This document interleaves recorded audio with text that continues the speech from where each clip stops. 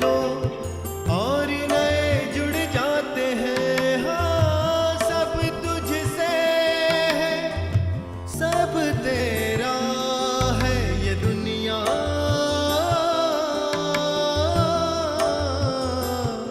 रैन बसेरा है, तना धीरे बसेरा, तना रैन बसेरा।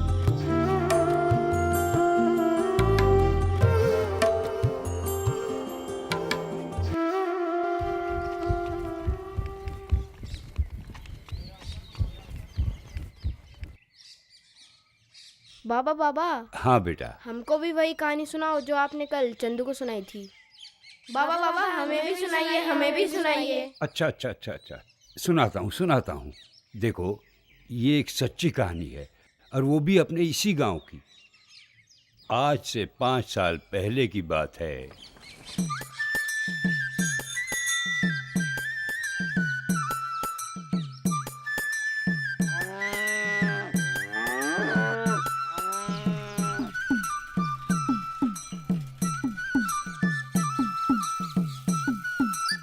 अरे दया काकी, अरे खुशखबरी है। चिट्ठी आई है तोर बिटवा की। पढ़ के तो सुनाओ, क्या लिखा है? काकी, लिखा है कि आपके आशीर्वाद से हम यहाँ ठीक हैं और काम भी ठीक ठाक चल रहा है। बहू कैसी है और हमार मुन्ना? बहू और मुन्ना? हाँ, लिखा है वो सभी ठीक हैं। अगली पूर्णमासी में आने की कोशिश करेगा काकी। ये ले, मुंह मीठा कर।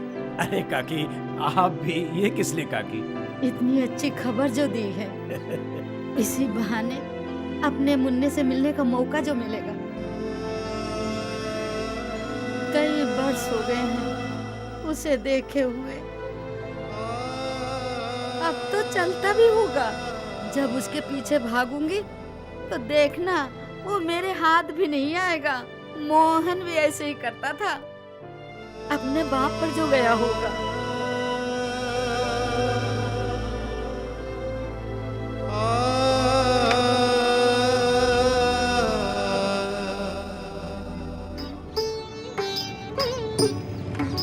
ए बाबा, राम प्रसाद दिखाई दियन का? भैया, एक कहावत है, आंख से अंधे नाम न सुख। जब तुम्हें नहीं दिखाई दे रहा तो मुझे अंधे बाबा को क्या दिखाई देगा भाई? अब ज्यादा होशियारी न दिखाओ। सीधी सी बात यह है कि जब यहाँ पे आए तो कह देना जमींदार साहब ने बुलाया है। बड़े आए हैं। ठीक है। अब फटफटिया स्टार्ट करो। दिख नहीं रहा सामने हरी बत्ती हो गई है। हरी बत्ती? कौन है वहाँ? हमारी अम्मा। जब आंखें नहीं है तो इतना कुछ देखते हैं, आंखें होती तो जाने का देखते। वाह रे हरी बत्ती, चलो भाई।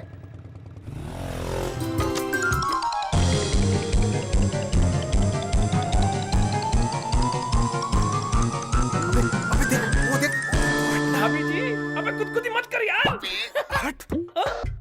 अबे ये तो डॉली है।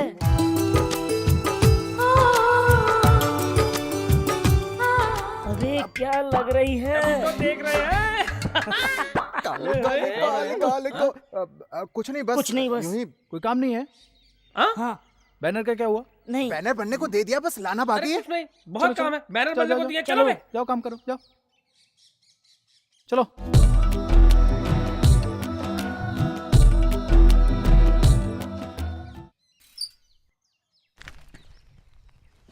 राम राम बाबा। अरे अरे राम प्रसाद, आओ आओ। सारे गांव की चिट्ठियां बांटते फिरते हो, आज तुम्हारे लिए एक चिट्ठी है मेरे पास। अरे वाह बाबा, इस डाके के लिए भी कोई चिट्ठी है? हाँ, कौन हमें याद किया बाबा?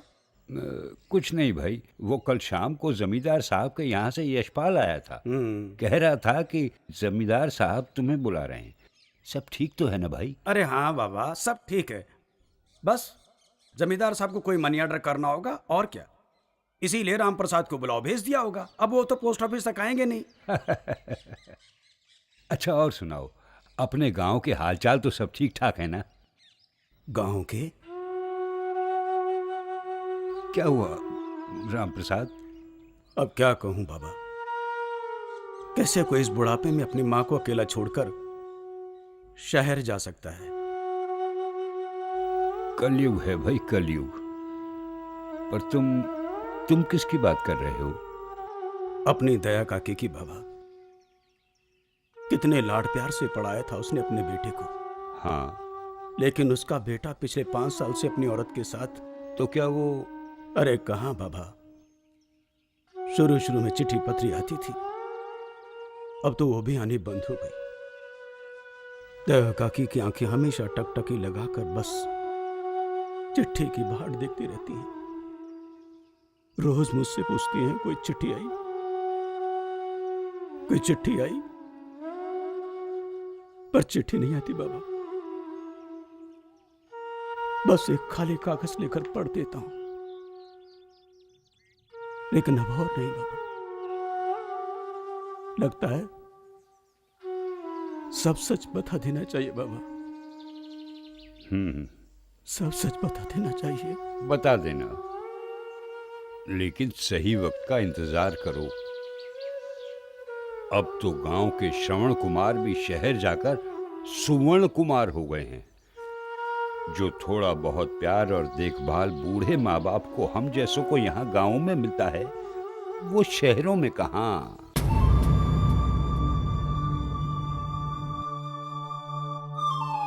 कायन आपकी चुनाव में औरतन को सिल्क की साड़ी और मर्दन को पैंट बुसट दे दें। जब भी सोचोगे छोटा ही सोचो। वो तरफ समझदार हो गया है, वो इन छोटे मोटे झांसों से नहीं पिघलेगा। कुछ बड़ा सोचो, बड़ा। बड़ा क्यों ना पानी ठंडा करने वाली मशीन दे दें? और पानी कौन देगा? तेरा बाप। अरे तो ऐसा करते हैं कि उनको डीवीडी और टीवी वाली मशीन दे देते हैं। और बिजली? तो मालिक आप ही बताएं कि ऐसा क्या दें? वही, वहां सूरज अस्त, यहाँ गांव वाले मस्त। मतलब इस बार इतनी शराब पिलाऊंगा, इतनी शराब पिलाऊंगा कि वो भूल ही जाएंगे कि ठप्पा कहाँ लगाना है। मालिक को टिकट? वो तो मिल ही जाएगा। भाई साहब ने मंत्री जी से बात कर ली है। बस एक बार एमएलए बन जाऊं तो फिर देखना कि मैं इस गांव को कैसे शहर बनाता हूं।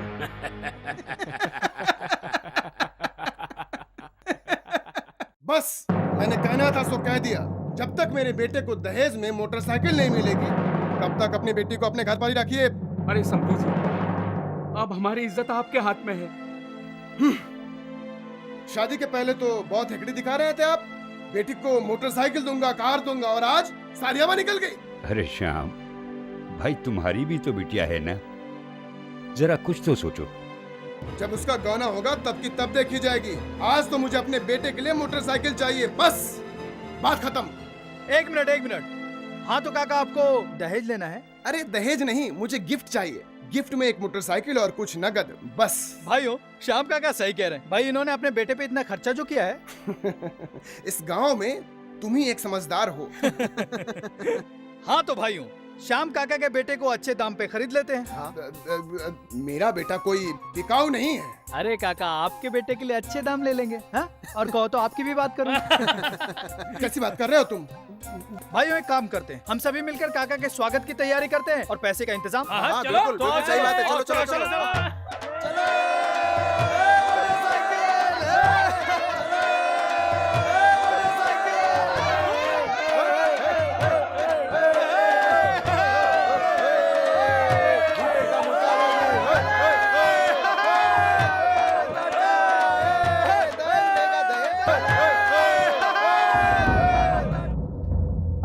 लाडो, क्या हुआ इसको? उठाओ।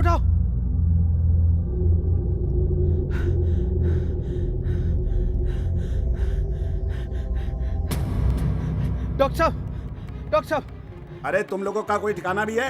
जब चाहे मुंह उठाकर आ गए बीमारी दिखाने के लिए। अरे डॉक्टर साहब, बच्चे की तबीयत बहुत खराब है, पहले इसे देखिए तो सही।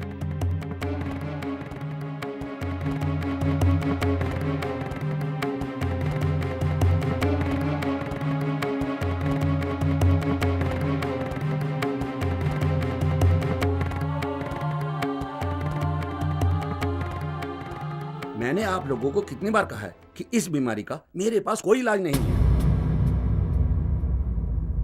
मैं तो सिर्फ दर्द की दवा दे सकता हूँ। इसे किसी बड़े अस्पताल में लेकर जाओ। डॉक्टर साहब, मैं कहीं से भी पैसों का इंतजाम कर इसे बड़े अस्पताल ले जाऊंगी, लेकिन आज तो आप इसे देख लीजिए ना। ठीक है, ये दवाई दे देना। अब आप लोग चलो, मेरा भी खाने का टाइम हो रहा है।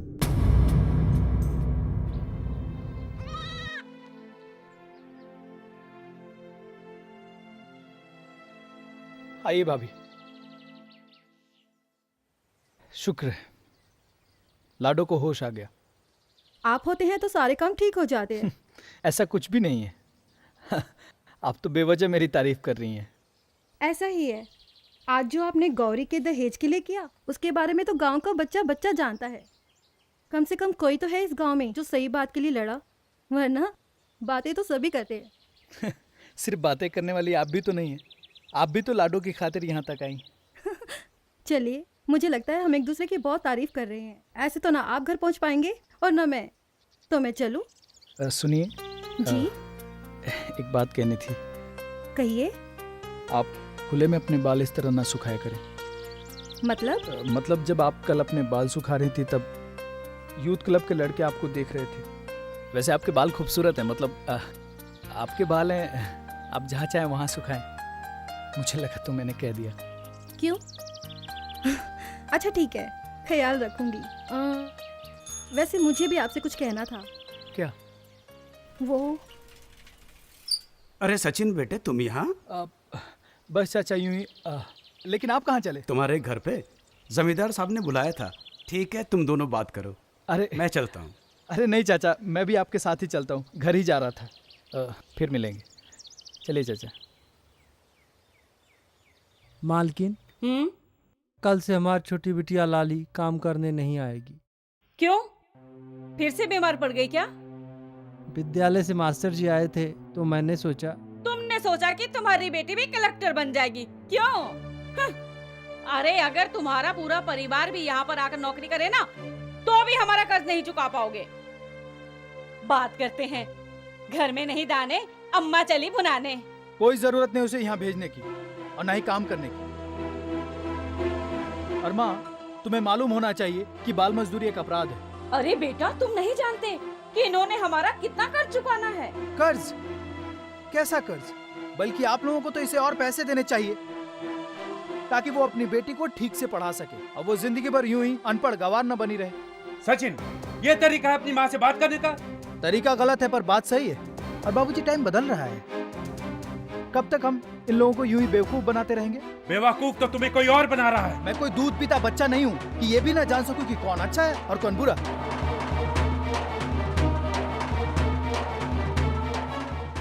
जमींदार साहब, छोड़िए इन बातों को। आपने मुझे बुलाया था? हाँ, कुछ खास काम था। कुछ मनी ऑर्डर करने हैं। आओ बैठो।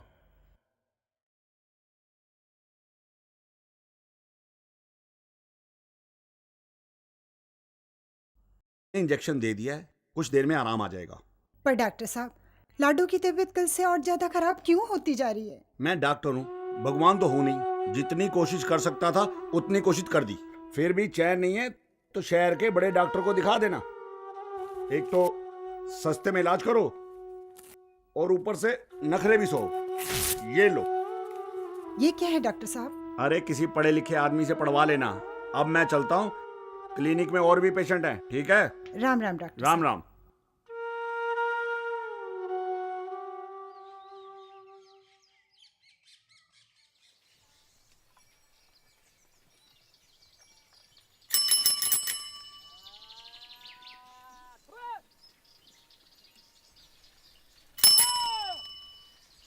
अरे डाकिया चाचा।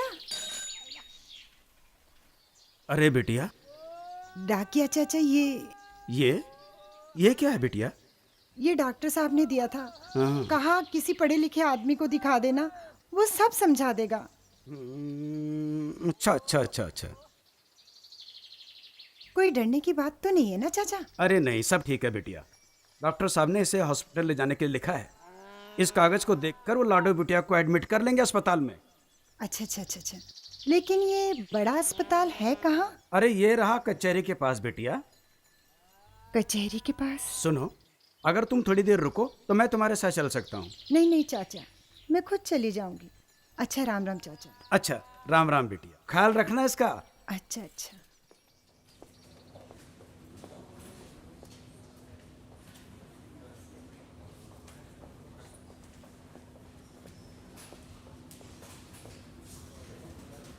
भाभी कैसी है लड्डू? डॉक्टर साहब अंदर देख रहे हैं। आप कब आए भैया? बस मैं कुछ देर पहले ही गांव पहुंचा था, तो डॉक्टर चाचा ने बताया कि लाडू की तबीयत ज़्यादा खराब है, सीधा यहाँ चला आया है। खैरियत तो है? पता नहीं भैया, भगवान भी मेरी क्या परीक्षा ले रहा है।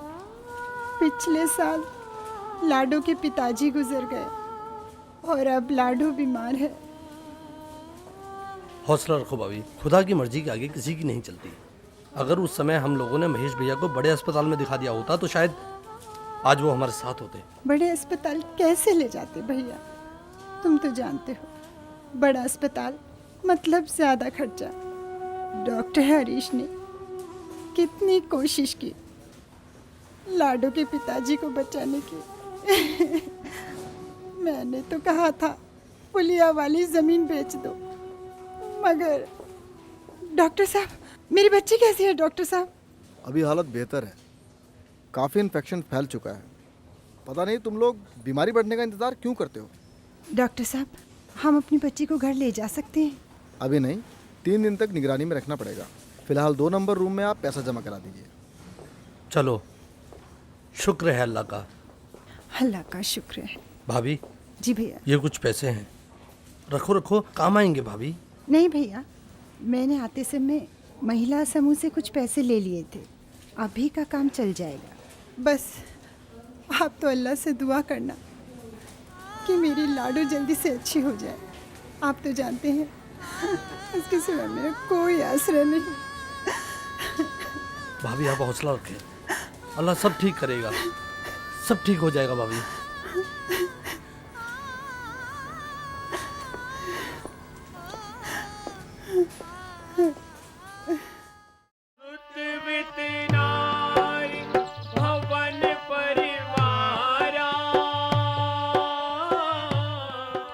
अरे जुनैद भाई, आप कब आए?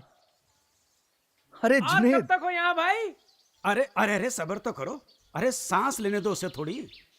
अरे काका सांस क्या, यही सब तो अच्छा लगता है। थोड़े दिन की छुट्टी मिली थी तो सोचा चलाऊं। और बताओ क्या चल रहा है सब? अरे बस वही रामलीला, और क्या। अरे हाँ, अब भाई तुम तो यहाँ रहते हो नहीं, इसलिए तुम्हारी जगह ये मुरली लक्ष्मण का पाठ कर रहा है। अरे वाह, आज रात को लक्ष्मण मूर्छा का सीन है, बस उसी की रिहर्सल कर रहे हैं सब लोग मिलकर।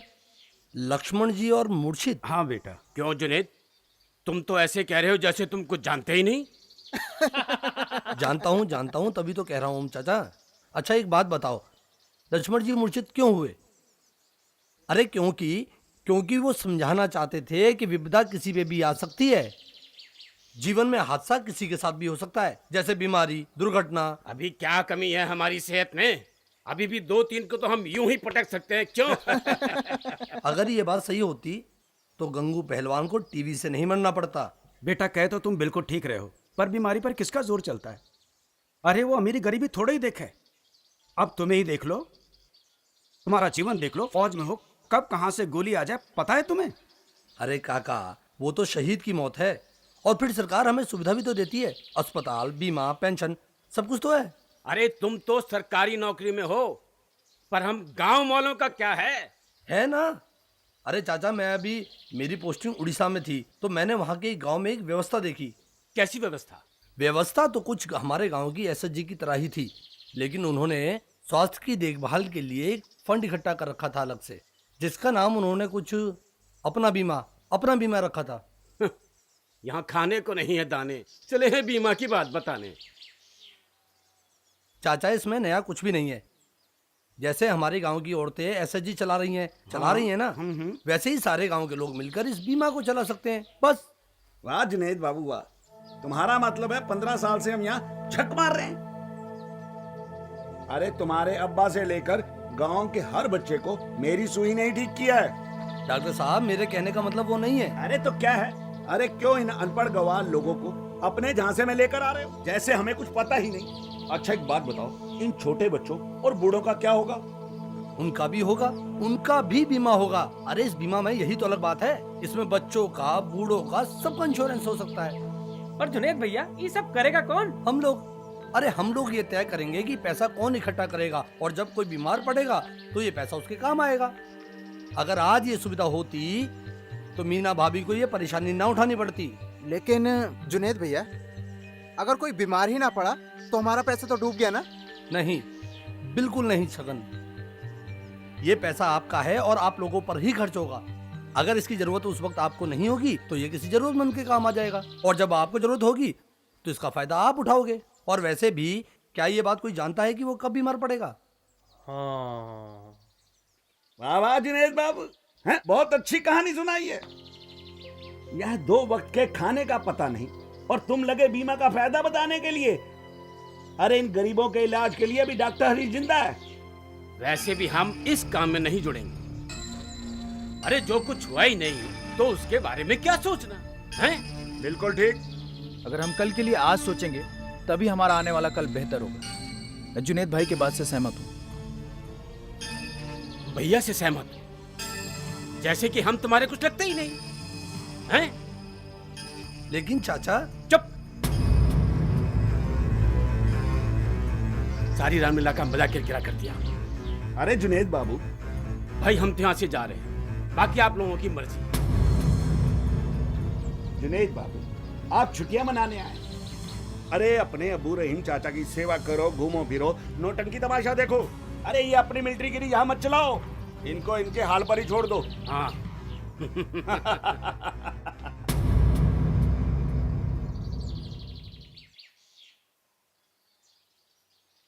राम राम सरकार। कहो क्या काम है? हम गरीबों को तो सरकार से एक ही काम पड़े है। कितना चाहिए? यही कोई 5,000 सरकार। 5,000? इतनी बड़ी रकम कब और कैसे वापस करोगी? अब विपता तो कोई वक़्त देख के तो आती नहीं है सरकार। बिटिया बीमार है, अस्पताल में पड़ी है। दिन रात मजूरी करके आपकी पाई पाई चुका दूंगी मालिक। 5,000 है, 50 रुपए नहीं। और फिर बीमारी का भी पता नहीं, इस जन्म में पैसा मिलेगा भी या नहीं। ऐसा ना कहें सरकार, ऐसा ना कहें। इस पूरे गांव में एक आप ही तो हैं जिसके आगे हम अपनी झोली फैला सकते हैं। मेरी बच्ची पे रहम खाओ मालिक। वो तो ठीक है, पर बीमारी के लिए? ना ना मालिक, नहीं मालिक, मैं आपके पाँव पड़ती हूँ मालिक। मेरी बच्ची पे रहम करो मालिक, मेरी बच्ची पे रहम करो। ठीक है ठीक है।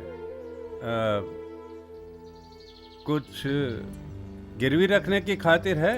सुना है पुलिया के पास तो हार कुछ जमीन है तो मालिक, पर बिन पति के एक उसी जमीन के टुकड़े का आसरा है मालिक। भाई सोच ले, अब फैसला तेरे हाथ में है। अगर पैसे चाहिए तो इस पर अंगूठा लगा दे और पैसे ले जा। ठीक है मालिक।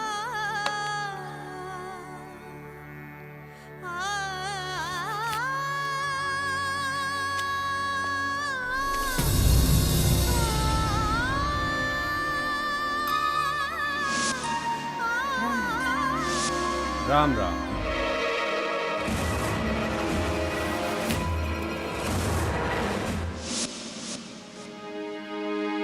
बाबूजी, आपने सही नहीं किया। मुझे मत समझाओ क्या सही है और क्या गलत। किसी की मजबूरी का फायदा उठाना आपको इसमें कुछ गलत नहीं लगता? मजबूरी उनकी है, मैंने कोई गरीब आदमी पैदा नहीं किया। लेकिन गरीब होने में मदद जरूर की है।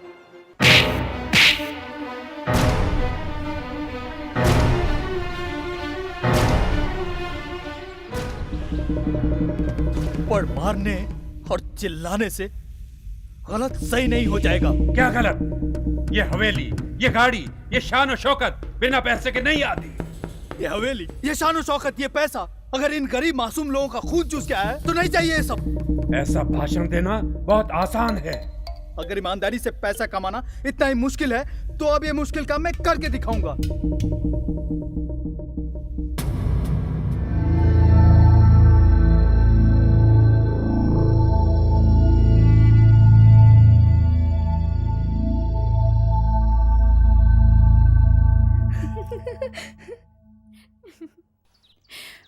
भाई सुना तो था कि प्यार बड़ी बुरी चीज है।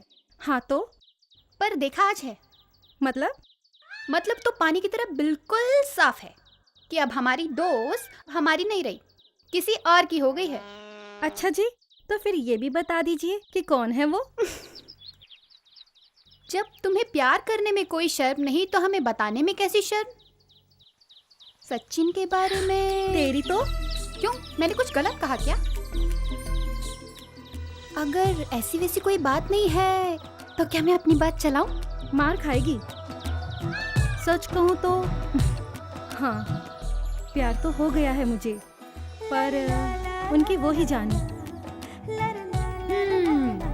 तो आग दोनों तरफ बराबर की लगी हुई है।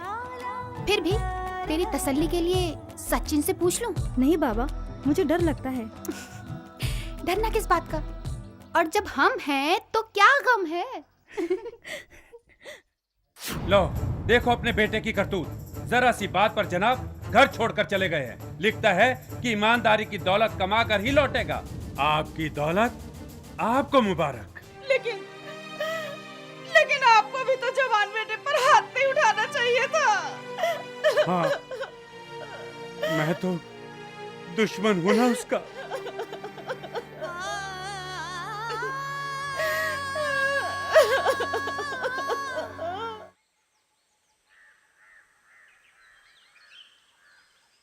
पर ऐसा कैसे हो सकता है?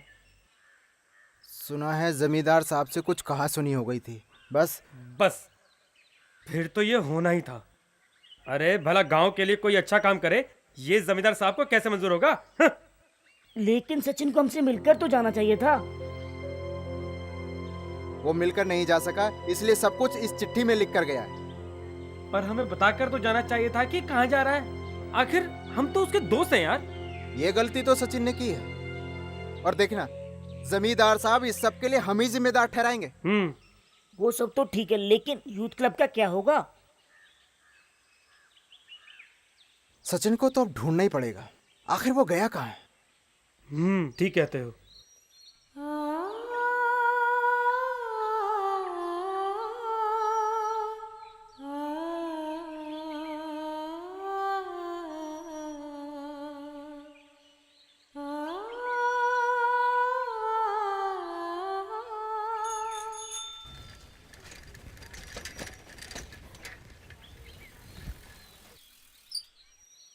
अरे डॉली बिटिया, हम तुम्हें न जाने कहाँ कहाँ ढूंढ रहे थे और तुम यहाँ बैठी हो। बस यूं ही काका। कहो, कुछ काम है? अरे बिटिया, अब डाकिया काका का तो बस एक ही काम है, चिट्ठी पत्री बांटना। तो घर में दे दी होती। अरे कोई आम चिट्ठी थोड़ी है बिटिया। हाँ, प्राइवेट चिट्ठी है, प्राइवेट चिट्ठी। प्राइवेट? हाँ, अभी देता हूँ बिटिया, अभी देता हूँ। प्राइवेट मतलब सचिन की। सच काका? हाँ।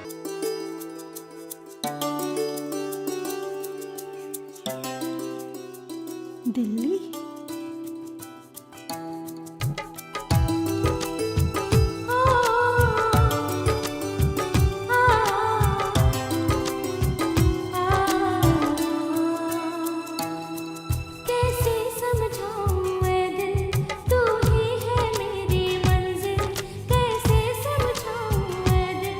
तू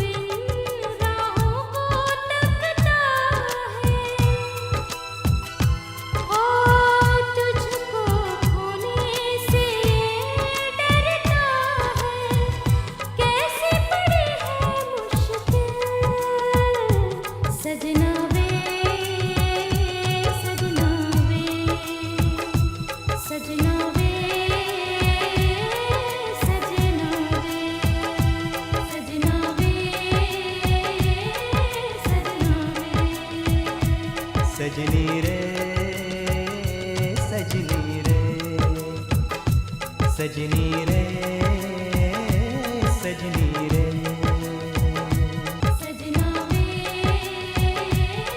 सजना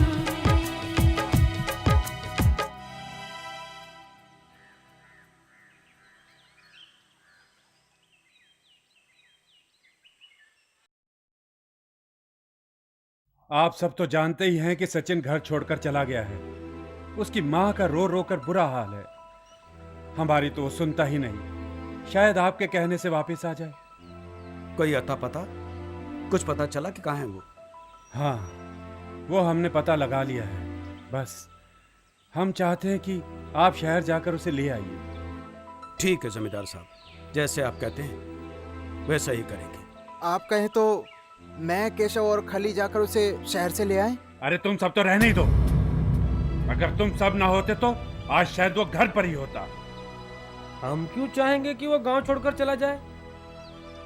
देखो भाई, अब ये सब बातें बेकार की हैं। मेरे विचार से तो यही ठीक रहेगा कि राम प्रसाद के साथ साथ ये तीनों बच्चे भी उसको लेने के लिए जाएं। देखिए सचिन इनका हम उम्र है।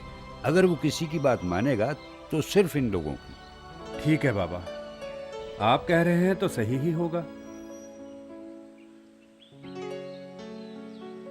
राम प्रसाद जी, आप जाने की तैयारी कीजिए। बाकी इंतजाम मैं करता हूँ। जी ठीक है।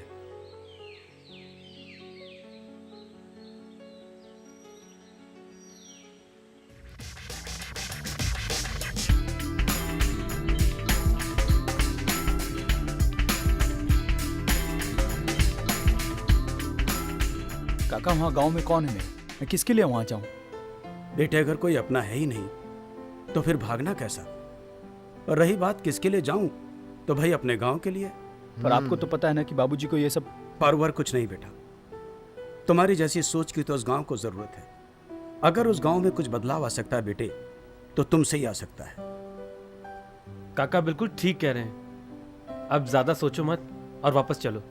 और यूथ क्लब के बारे में भी तो सोचो, उसका क्या होगा?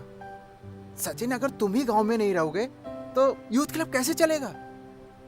और डॉली का क्या होगा, उसके बारे में सोचा? तुम्हारे साथी बिल्कुल ठीक कह रहे हैं बेटे। अब ये जिद छोड़ो।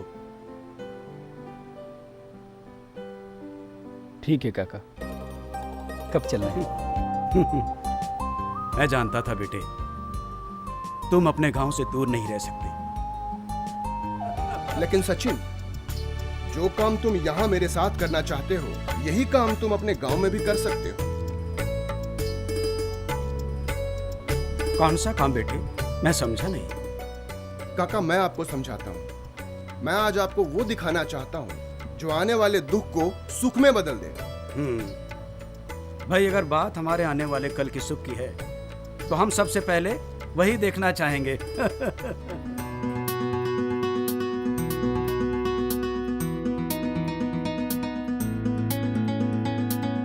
जो हॉस्पिटल के बिल आपने जमा कराए हैं उसके आधार पर ये क्लेम के पैसे। राम राम। अरे राहुल जी आइए।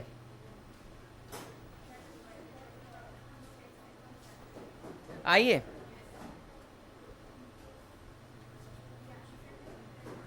ये राम प्रसाद काका है, गांव से आए हैं। और ये मेरे दोस्त लोग। नमस्ते। कैसा चल रहा है सर? बस बढ़िया। राहुल बेटे, ये पैसा किस बात के लिए बांटा जा रहा है? ये पैसा इन्हीं लोगों का है जो इन्हीं के बीमारी के इलाज पर खर्च हुआ है। खर्च हुआ है मतलब? काका, मैं समझाता हूँ। दरअसल क्लेम कमेटी सामुदायिक बीमा से जुड़े कामों को देखती है और उनसे जुड़े मामलों का निपटारा करती है। जैसे कि कोई व्यक्ति अपने बीमारी के इलाज पर जो पैसे खर्च करता है, वो डॉक्टर का बिल, अस्पताल का बिल लाकर ये पैसे वापस ले जा सकता है। वो तो सही है, लेकिन क्या बीमारी से जुड़े सभी खर्चों का पैसा वापस हो सकता है? देखिए, ये तो समुदाय पर ही निर्भर करता है कि वो किन किन और कितने खर्चों का भुगतान करेंगे। समुदाय ने मिलकर ही ये तय किया है कि क्या क्या सुविधाएं उन्हें चाहिए और उसके बदले में वो कितना पैसा दे सकते हैं। ये हमारी ललिता बहन इंश्योरेंस कोऑर्डिनेटर हैं। पूरे बीमे का लेखा जोखा इन्हीं के पास रहता है। और ये लोग इसी समुदाय के हैं, बाहर के नहीं। राहुल बेटे जी, तुम्हारी सारी बातें हमारी समझ में आ गई, पर एक छोटी सी गुजारिश है तुमसे। हाँ काका, बताइए क्या कहना चाहते हैं? बेटा, हम ये चाहते हैं कि सचिन के साथ तुम भी हमारे गांव चलो। क्यों नहीं? हाँ, ये ठीक रहेगा। ठीक है काका, जब आप लोग कहते हैं तो मैं ना कैसे कह सकता हूँ। और मुझे इससे ज्यादा खुशी क्या हो सकती है कि गांव के लोग इस व्यवस्था का फायदा उठाएं। अच्छा तो चलिए। चलिए। सचिन बेटा, मुझे भी अब ये लग रहा है कि ये बीमा हम सबके लिए फायदेमंद है। बाबा ठीक कह रहे हैं, जब मुसीबत आती है तो कोई साथ नहीं आता। एक बीमारी ने मुझसे मेरी ज़मीन छीन ली। आप सबका तो मुझे नहीं पता, लेकिन मैं अपना और अपनी बेटी का बीमा ज़रूर करवाऊंगी। तुम ठीक कह रही हो, मुझे भी मेरे बुढ़ापे के लिए एक सहारे की ज़रूरत पड़ेगी। ये बात तो ठीक है कि हम सब इससे बेहतर इलाज पा सकेंगे, लेकिन जो पैसा हम जमा करवाएंगे उसकी जिम्मेदारी कौन लेगा? आप लोग, क्योंकि आप लोग ही तय करेंगे कि ये जिम्मेवारी किसे देनी। आप हो सकते हैं, आप या कोई भी जिस पे गांव वालों को पूरा विश्वास हो, क्योंकि पैसे का सारा लेन देन उसी के जिम्मे होगा। आज तक हम सब लोगों ने मिलजुल कर एक दूसरे का साथ दिया है, भाई इस बार भी हम साथ देंगे।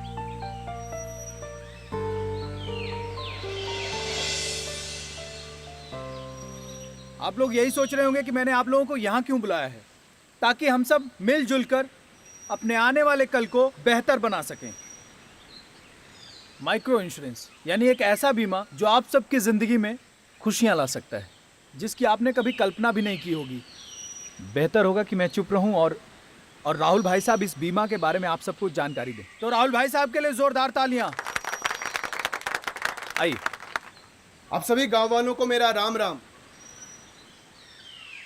मैं यहाँ आपको एक ऐसी व्यवस्था के बारे में बताने आया हूँ जिसका सीधा संबंध आपकी सेहत से है।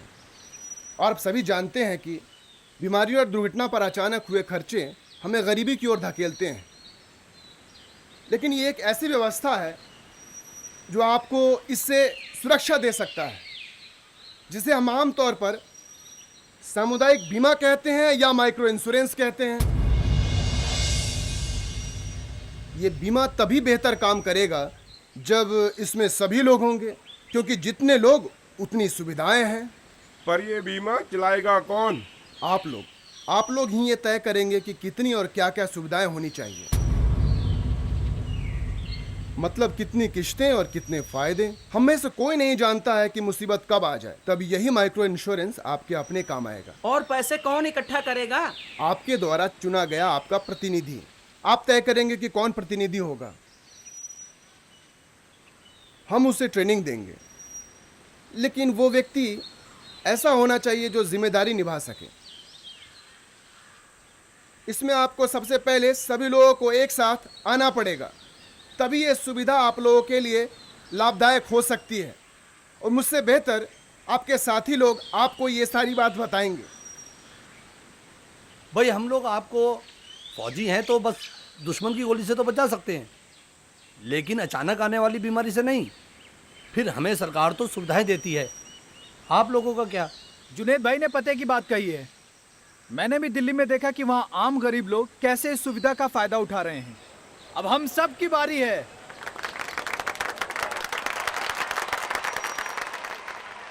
इससे पहले कि पानी सर से ऊपर निकल जाए, मुझे कुछ करना पड़ेगा।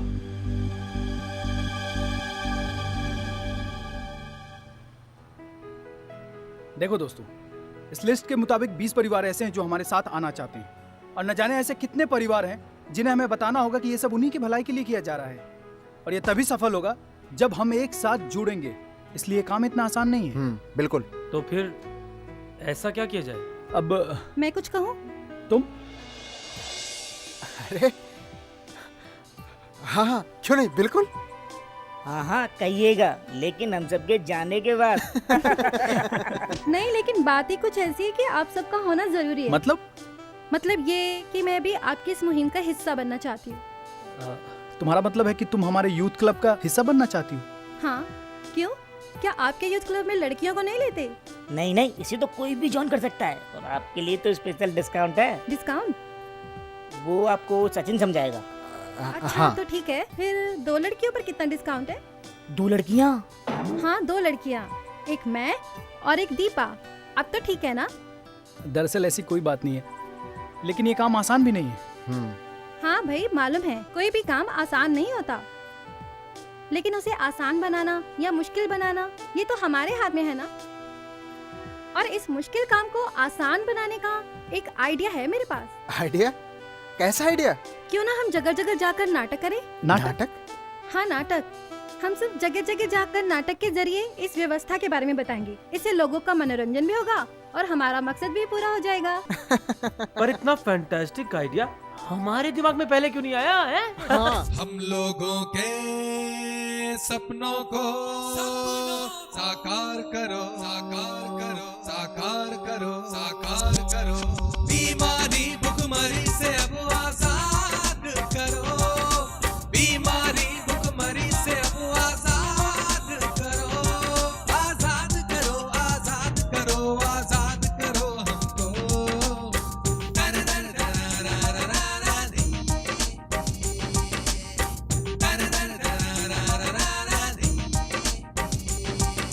मेहनत कश मजदूर हम रोज कमाते खाते हैं, बीमारी के चलते हम और गरीब हो जाते हैं।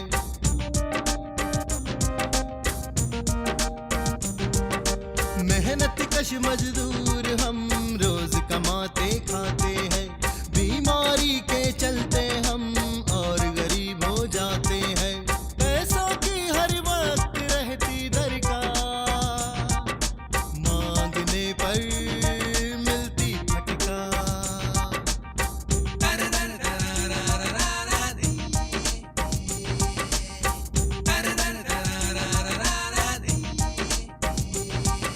नई नई बीमारी है घेरे हमको खड़ी, घर में हमारे एक भी पाई है नहीं पड़ी।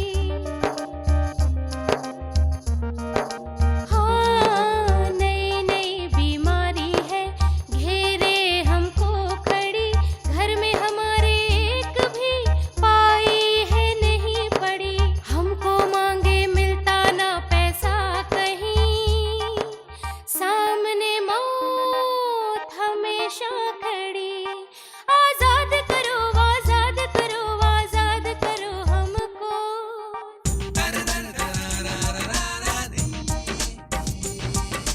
आओ घर से निकलो बाहर, हम मिलकर ये काम करें, जीते जी खुश रहने का आओ इंतजाम करें।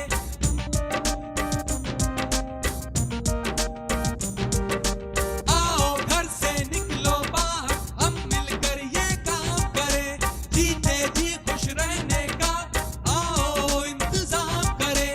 अपना बीमा होगा सबका बीमा, संकट में ये देगा साथ सबका, संकट में ये देगा साथ सबका, संकट में ये देगा साथ सबका। देखो, तुम्हें धन्यवाद दे के मैं तुम्हारे इस प्रयास को कम नहीं करना चाहता। सच तो ये है डॉली कि कल तुम्हारी वजह से ही हम लोग इतने लोगों को जुटा पाए थे। मेरे नहीं, तुम्हारी वजह से। मैं सोच भी नहीं सकती कि इतने बड़े जमींदार का बेटा गांव के हर दिल में अपना घर बना लेगा। इतने बड़े जमींदार का बेटा, मुझे और खुशी मिलती अगर मेरे बाबूजी ने ये सब गांव वालों के लिए किया होता। नहीं, वो अब भी हमारे साथ हैं, बस थोड़ा दूर है। जवानी के जोश में कुछ लड़के अगर गली गली घूमकर ये समझते हैं कि वो इस दुनिया को बदल देंगे तो ये उनकी नादानी है और कुछ नहीं। जमींदार साहब, इस गांव में आपकी मर्जी के बिना एक पत्ता तक नहीं हिल सकता। और आज आप ही की नाक के नीचे देखिए ये सब क्या हो रहा है। ये कोई मामूली बात नहीं है। क्या करें, जब अपना ही सिक्का खोटा हो तो फिर दोष किसे दे। कुछ ऐसा नहीं हो सकता कि सांप भी मर जाए और लाठी भी ना टूटे? मतलब ये कि सचिन को पता भी ना लगे और उसका ये सुंदर कल का सपना सपना बनकर रह जाए। अच्छा, तो ये सब आप मुझ पर छोड़ दीजिए। अब मैं देखता हूँ कैसे ये माइक्रो इंश्योरेंस हमारे यहाँ सांस भी लेता है। ना रहेगा बांस, ना बजेगी बांसुरी। पर कैसी?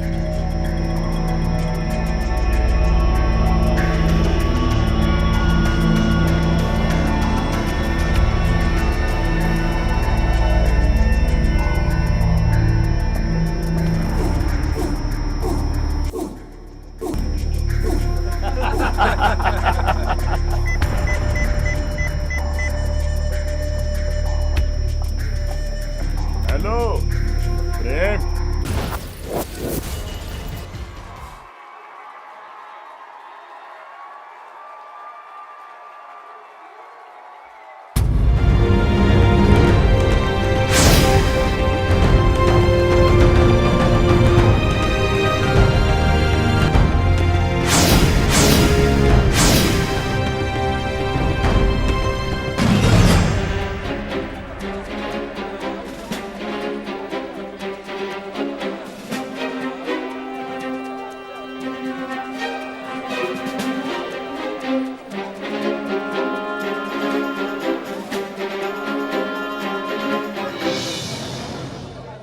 अरे भैया, ये कौन सी दुकान खुल रही है?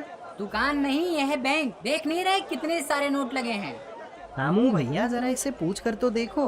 भैया जी, ये काहे की दुकान खुली है? दुकान?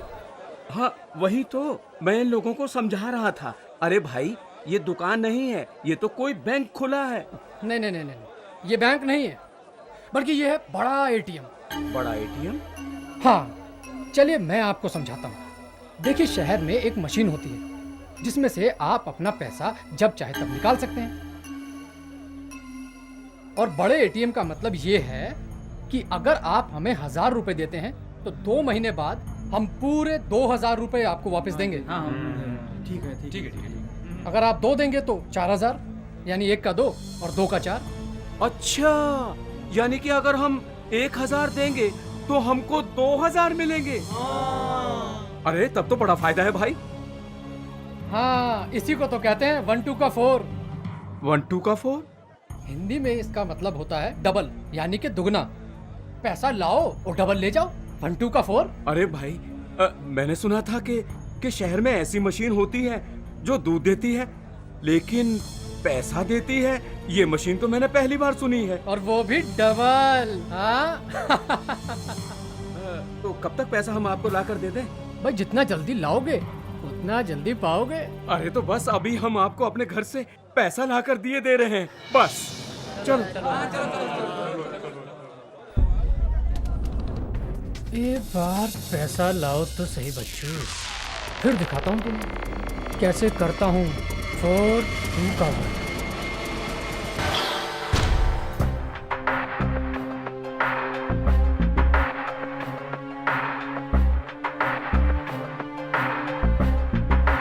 सोच रहा हूँ अपनी सारी ज़मीन बेचकर सारा पैसा 1 2 के 4 में लगा दूँ, उसके बाद पैसा ही पैसा हो जाए बस।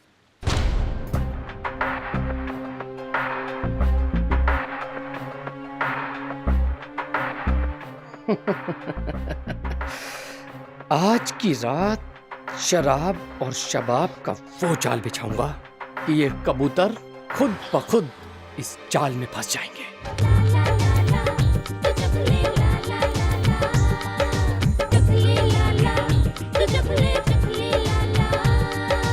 मधुशाला की हाला हूँ मैं, गरम चाय का प्याला। मधुशाला की हाला हूँ मैं, गरम चाय का प्याला। रस से भरे रसगुल्ले का, रस से भरे रसगुल्ले का स्वाद तो चख ले ला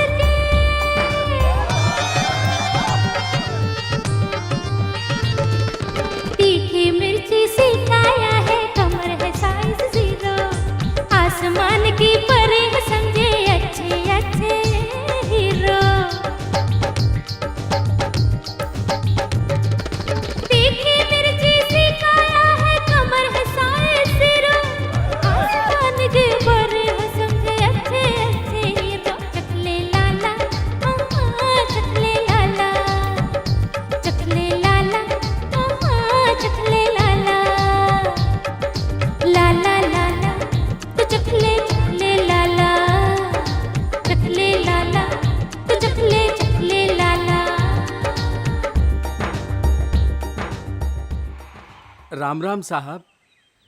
राम राम। क्या काम है? वही अपने पैसे दुगने करवाने हैं। पैसे दुगने करवाने? पर हरिया तो कह रहा था कि तुम्हारे पास पैसे नहीं है। फिर मैंने क्या यहाँ कोई टकसाल खोल रखी है? पैसा लाया हूँ साहब, ये देखिए। पैसा लाया हूँ? पर कहाँ से? अपनी गाय बेच दी है साहब, और कोई चारा नहीं था। चुटकी का गौना है। बड़ी बेटी की शादी में जो तमाशा हुआ वो इस बार नहीं चाहता। गाय बेच दी है तो दूध? पानी से गुजारा कर लेंगे साहब। दहेज तो देना है, सो देना ही है। आप इन 5,000 रुपए को जल्द से जल्द दुगना कर दीजिए। हाँ ठीक है।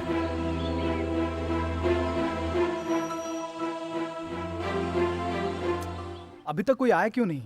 पता नहीं। और आने वाला भी नहीं। क्यों? कल तक तो सब ठीक था। मगर आज नहीं। उस 1-2 ने अपना काम करना शुरू कर दिया है। 1-2? हाँ, मतलब पैसा बनाओ। उस प्रेम ने अपनी नई दुकान खोली है डाक खाने के पीछे, और वो दावा कर रहा है कि गांव वालों का पैसा कुछ ही समय में दोगुना कर देगा। ऐसे में कौन आएगा यहाँ?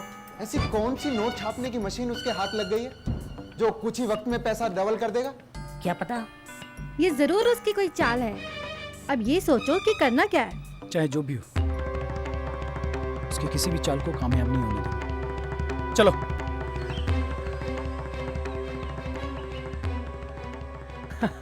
नाम? मानसेठ। मानसेठ। आपका? दुलियाचंद। कितना? 750। नाम? ऋषि पाल। क्या हो रहा है सब?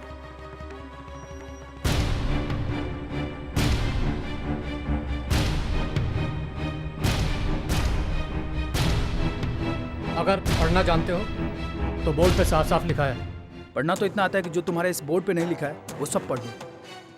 और हमारे सीधेपन पे मत जाना, वरना शराफत को बगावत में बदलते देर नहीं लगती। और तुम लोग भी यही हो और मैं भी यही हूँ। देखता हूँ कि तुम और तुम्हारा ये दोस्त किस तरह से गाँव वालों को बेवकूफ बनाते हो। मुंह में जबान है, इसका मतलब ये नहीं है कि कभी भी किसी को कहीं भी कुछ भी बोल दोगे, समझे? और मैं गांव वालों को कोई बेवकूफ नहीं बना रहा हूँ। और बनाने की कोशिश भी मत करना, वरना महंगा पड़ेगा। देखिए भाइयों, आप लोगों ने कभी सोचा है कि इस स्कीम में इसका क्या फायदा है? सचिन बाबू, हम इसका नहीं अपना फायदा देख रहे हैं, गांव वालों का फायदा। अगर गांव वालों का फायदा सोचा होता तो आज आप हमारे साथ खड़े होते, इस फ्रॉड के साथ नहीं। मुझे मत समझाओ कि मुझे क्या करना है और क्या नहीं करना। देखो भाई, आप लोग से हाथ जोड़कर विनती करता हूँ, आप लोग अपने पैसे को इस तरह से बर्बाद मत होने दो। इसमें जरूर इसकी कोई चाल होगी। बस बहुत हो चुका। अगर अब तक अपना बीमा नहीं कराया है तो जाओ जाकर करा लो। धमकी? हाँ, धमकी। अगर तुम जमींदार के बेटे नहीं होते ना तो अब तक किसी हॉस्पिटल में पड़े होते। ए प्रेम बाबू, जबान संभाल कर बात करना। चलो हटो यहाँ से। झगड़े से कोई फायदा नहीं है। बहुत जल्द फैसला हो जाएगा सच और झूठ का। चलो भाइयों।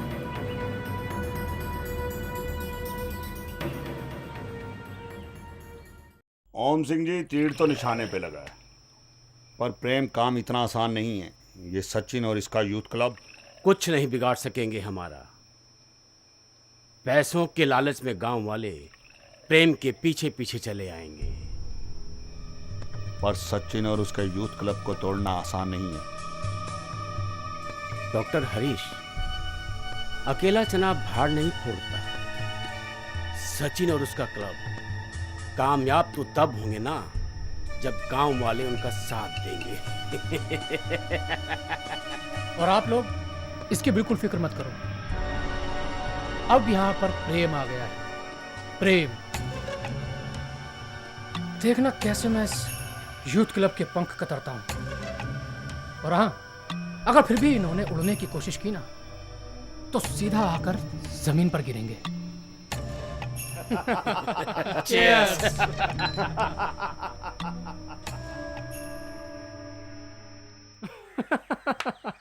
अंकल, मैंने सुना है आपके पास बहुत सारा पैसा है। इतना सारा? हाँ बेटा, है तो आप मेरे 5 रुपए का डबल कर देंगे?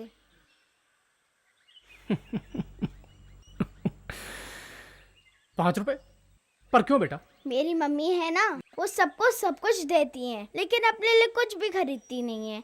इन 10 रुपए से अपनी मम्मी के लिए दवाई खरीदूंगी।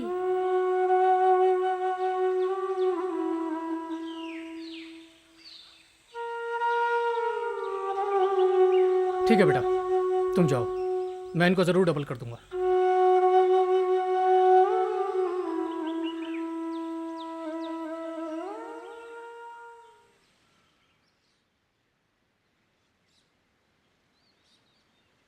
अरे वो कहते हैं ना, गिरते हैं शहसवार ही मैदान जंग में, वो तिफल क्या गिरेंगे जो घुटनों के बल चले। देखो भाई, ये पानी के बुलबुले हैं, आज यहाँ कल वहाँ। पर बाबा, मंजिल के इतने करीब आकर पता नहीं डॉक्टर हरीश प्रेम की तरफदारी क्यों कर रहा है। उसे अपना फायदा नजर आ रहा है, और क्या। पर इसमें डॉक्टर हरीश का क्या फायदा? फायदा नहीं, डर है। उसे डर है कि लोग बीमा कराने के बाद बाहर जाकर अच्छे डॉक्टर से इलाज ना करा लें और उसका धंधा चौपट ना कर दें। इसका मतलब कि वो ये चाहता है कि नीम हकीम चाहे जो भी हो, गांव वाले उसी से अपना इलाज कराएं। देखो, जब लालच का पर्दा इंसान की अक्ल पर पड़ जाता है तो उसकी सारी खूबियां ढक जाती हैं। मुझे कुछ दाल में काला नजर आ रहा है। मुझे तो पूरी दाल। अब पता तो चल गया ना कि चाल किसकी है, तो ये तय करो कि करना क्या है। क्यों न जमींदार साहब के पास चला जाए? चाचा, उनसे बात करना बेकार है। पता नहीं कौन हमें इस मुसीबत से निकालेगा। अरे बेटी, कारज धीरे होत है, काहे होत अधीर, समय आए तरुवर फले, के तक सिंचो।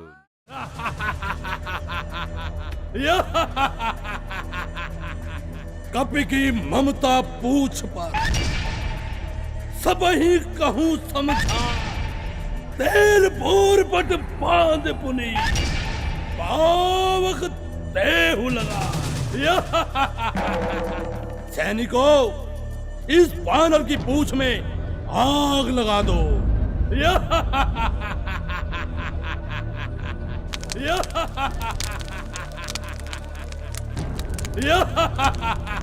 जय श्री राम, जय श्री राम, जय श्री राम, जय श्री राम। आग लग गई। आग लग गई, अबे आग लग गई, वो सच में आग लग गई। सचिन, छगन, आग लग गई। अरे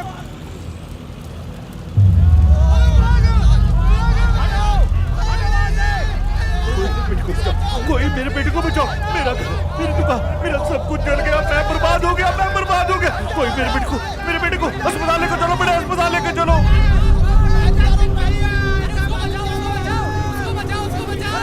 अरे भगवान, मेरा घर, अब मैं जमींदार साहब के पैसे कैसे वापस करूंगी? अरे भगवान।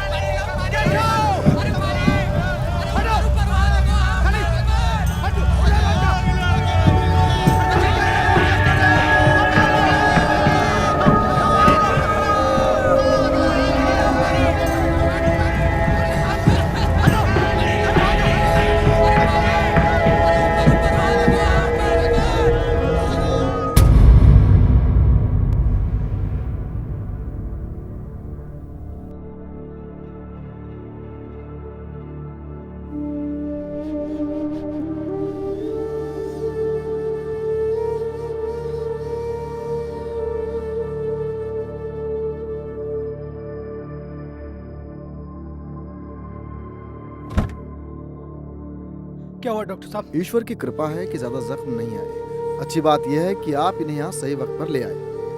तो क्या डॉक्टर साहब, इनको हम ले जा सकते हैं? रवि और कपिल के जख्म ज्यादा हैं, इन्हें छोड़कर आप सबको ले जा सकते हैं।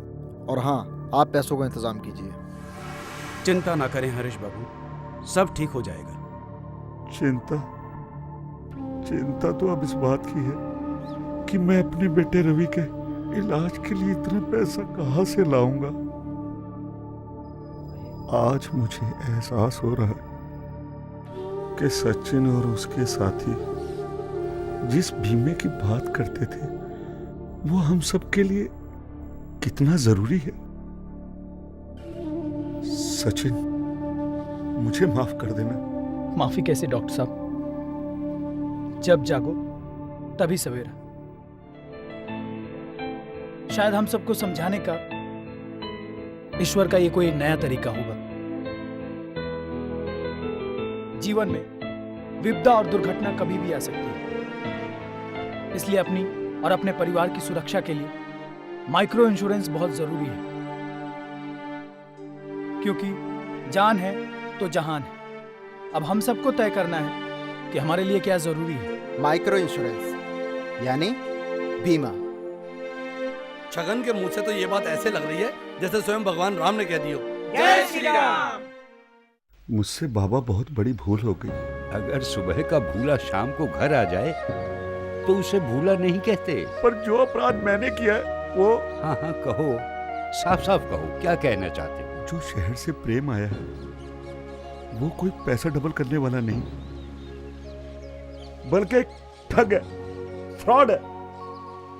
मुझे लगा कि अगर माइक्रो इंश्योरेंस हमारे यहाँ आ गया तो मेरा क्या होगा, इसीलिए मैंने उसे पैसे का लालच देकर यहाँ बुलाया ताकि गांव के लोग लालच में आकर इंश्योरेंस ना करवाएं।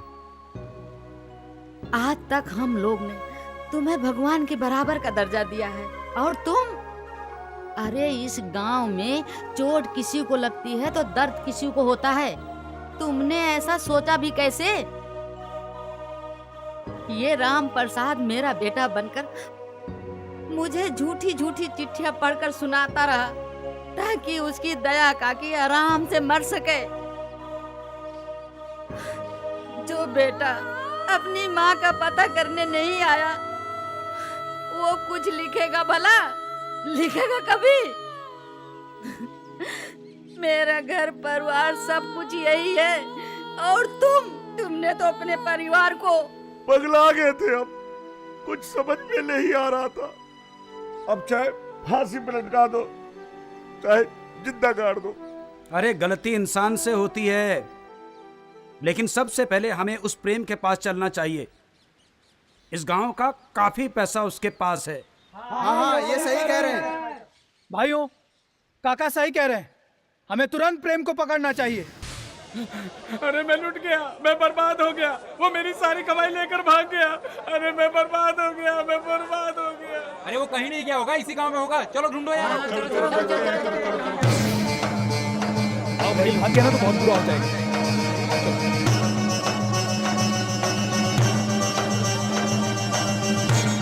काका, कुछ पता चला उस फ्रॉड का? अरे खबर अच्छी नहीं है। क्यों, क्या हुआ काका? अरे वो सुबह सुबह यहाँ आया था और सारे पैसे लेकर चला गया। हे भगवान, अब क्या करें? करना क्या है, ढूंढना तो पड़ेगा। क्यों भाइयों? चलो चलो फिर ढूंढते हैं। नहीं दिख रहा है तुम लोगों को? इधर तो नहीं है, उधर तो नहीं है कहीं। नहीं दिख ही नहीं रहा, कहाँ गया होगा? गया कहाँ होगा? तो नहीं देख रहा। हो रहा, पकड़ो उसे, आओ। बाबा, इसे हमारे हवाले कर दो। अरे भाई रुक जाओ, देखो मेरी बात सुनो।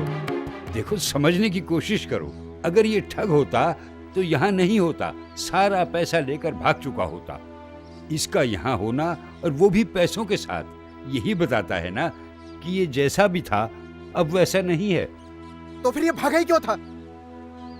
इसमें भी इसकी कोई चाल होगी। ये बहुत बड़ा ठग है। हाँ, मैं एक ठग हूँ,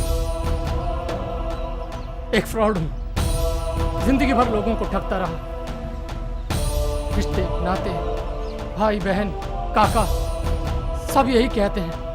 और मैं एक बात बता दूं आपको, जब मैं यहाँ पर आया तो मुझे सिर्फ इतना पता था कि ऐसी व्यवस्था को तोड़ना है जिसे आप लोग माइक्रो इंश्योरेंस कहते हैं। और हुआ भी बिल्कुल वैसा ही। थोड़े से पैसे के लालच में आप लोग अपनी राह से भटक गए। और सचिन, तुम और तुम्हारे साथी इन लोगों को कितना समझाते रहे, लेकिन कोई फायदा नहीं हुआ। ये लोग तो उस घंटू का फोर के चक्कर में लगे रहे। ये सच है कि तुम हमारी एकता को तोड़ने के लिए गांव में आए थे, लेकिन जब तुम्हारे पास सारे पैसे आ गए तो तुम भागे क्यों नहीं? ठीक कह रहे हो तुम। इतना सारा पैसा देखने के बाद लालच तो कुछ देर के लिए मेरे मन में भी आ गया था, लेकिन आज सुबह जब मैं पोस्ट ऑफिस से निकला,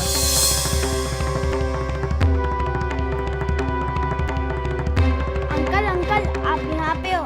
मैं आपको पूरे गांव में ढूंढ रहा हूँ। पर क्यों? अंकल मेरी माँ बीमार है, मुझे दवाई लेनी है, मुझे पैसे दो। आपने कहा था कि आप मेरे 5 रुपए डबल कर दोगे, मेरे 10 रुपए दो।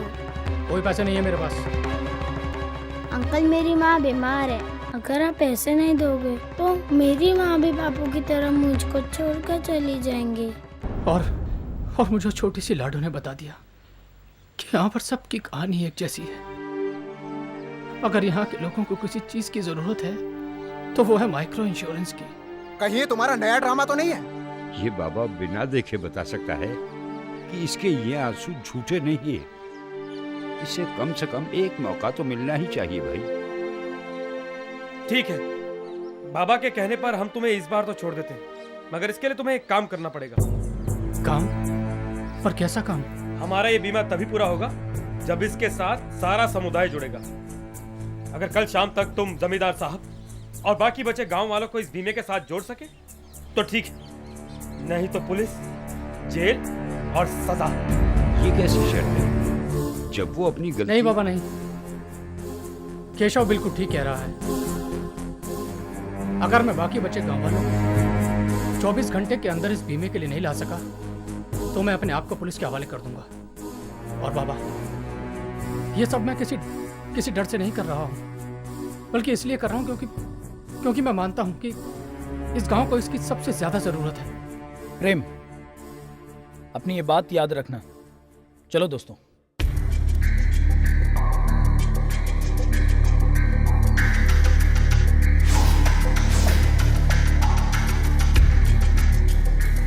कोई ना कोई रास्ता तो निकलेगा ही। मैं भी ऐसे हार मानने वाला नहीं।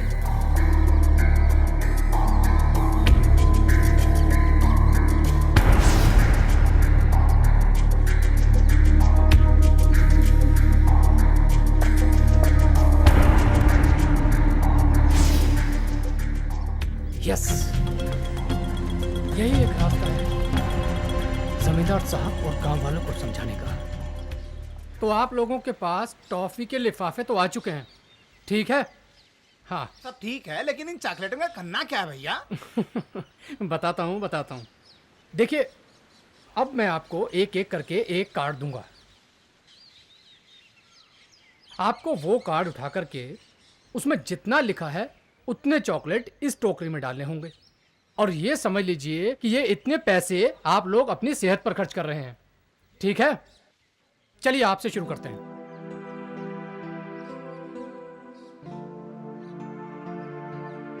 डॉक्टर। हाँ, 4 चॉकलेट देने पड़ेंगे आपको, दीजिए।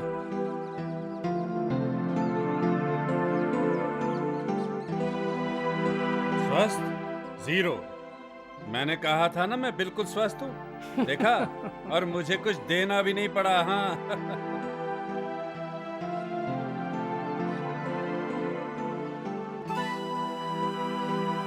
हाँ, तो अब आप लोग इस खेल को अच्छी तरह समझ चुके हैं। तो चलिए एक बार फिर से खेलते हैं, और इस बार शुरुआत जमींदार साहब से करते हैं। मेरा है अस्पताल। देखा जमींदार साहब, इस बार तो आपके सारे चॉकलेट चले गए। इस तरह प्रेम एक के बाद एक इस खेल को खेलता गया, जहां एक तरफ लोगों को और जमींदार साहब को इस खेल को खेलने में मजा आ रहा था, वहीं दूसरी तरफ प्रेम बड़ी आसानी से इस बीमे की जरूरत को उन्हें समझा रहा था। हाँ तो यशपाल, कैसा लगा ये खेल? हाँ, बहुत अच्छा लग रहा है, बहुत बढ़िया। एक बार और खेलते हैं खेल। हाँ जरूर खेलेंगे, लेकिन इस बार खेल थोड़ा हट के होगा। इस बार आप लोगों को थोड़े थोड़े चॉकलेट पहले देने होंगे, जो हम सबका फंड कहलाएगा, और फिर जो भी बीमार पड़ेगा पैसा उस फंड में से जाएगा। कुछ देर में जमींदार साहब के साथ साथ बाकी बचे गांव वालों ने भी इस बीमे की जरूरत और इससे होने वाले लाभों को समझ लिया, और फिर बस प्रेम बस, अब और नहीं।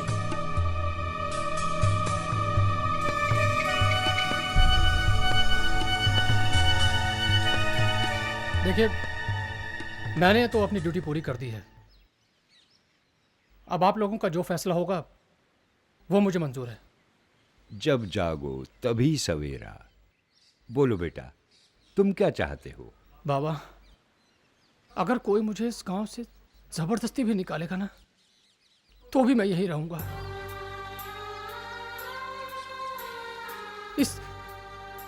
इसी परिवार के लिए तो तरसा हूं आज तक, और यहां से चला जाऊं वो भी अपनी प्यारी सी लाडो को छोड़कर। नहीं बाबा, मैं कहीं नहीं जाऊंगा, मैं यही रहूंगा। देखा, भगवान ने मुझे मेरा बेटा दे दिया।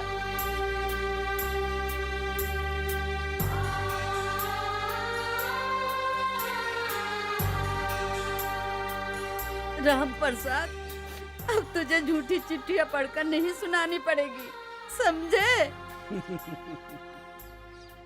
मैं सभी गांव वालों से हाथ जोड़कर माफी मांगता हूं। अरे जमींदार साहब, कैसी बातें कर रहे हैं आप?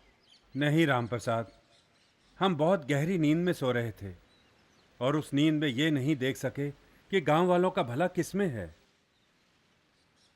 अक्सर हम अपने बच्चों को सिखाते हैं कि अपने से बड़ों से सीखो, पर इस बार इन बच्चों ने ही हमें कितना कुछ सिखा दिया। मैं चाहता हूं कि राम प्रसाद हमारे गांव से बीमा प्रतिनिधि बने, और यही नहीं, क्लेम कमेटी की मीटिंग के लिए मैं अपना खाली पड़ा गोदाम भी भेंट करता हूं। ठाकुर साहब की जय, ठाकुर साहब की जय, ठाकुर साहब की जय। जय हो तो माइक्रो इंश्योरेंस की, जिसने गांव में सारा भेदभाव मिटा दिया और हमारे गांव को एक सूत्र में पिरो दिया। बेटे, हो सके तो हमें माफ कर देना। नहीं बाबूजी, दरअसल माफी तो मुझे मांगनी चाहिए। गुस्से में न जाने मैंने आपको क्या क्या बोल दिया। ठीक कहा, सजा तो इसे मिलनी चाहिए, लेकिन इस अकेले को नहीं, दोनों को साथ साथ। बेटा सचिन, अगर हर शहर और गांव में तुम्हारे जैसे सोच की युवा शक्ति आ जाए तो फिर वो दिन दूर नहीं कि जब भारत फिर से सोने की चिड़िया कहलाएगा। आप सही कह रहे हैं बाबा।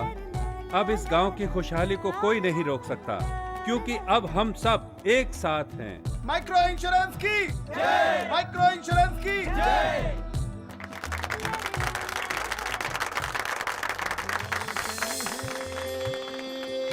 और इसके बाद इस गांव में खुशहाली आनी शुरू हो गई।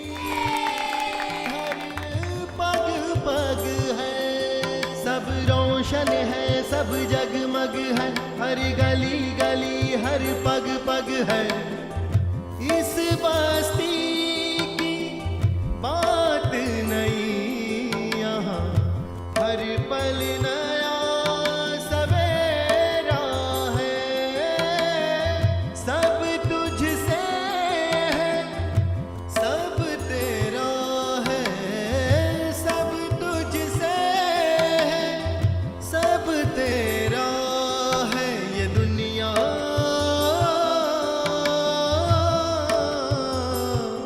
रैन बसेरा है, तना धीरे नसेरा, तना तना धीरे ना, तना बसेरा। कल की सोचे गए आज अभी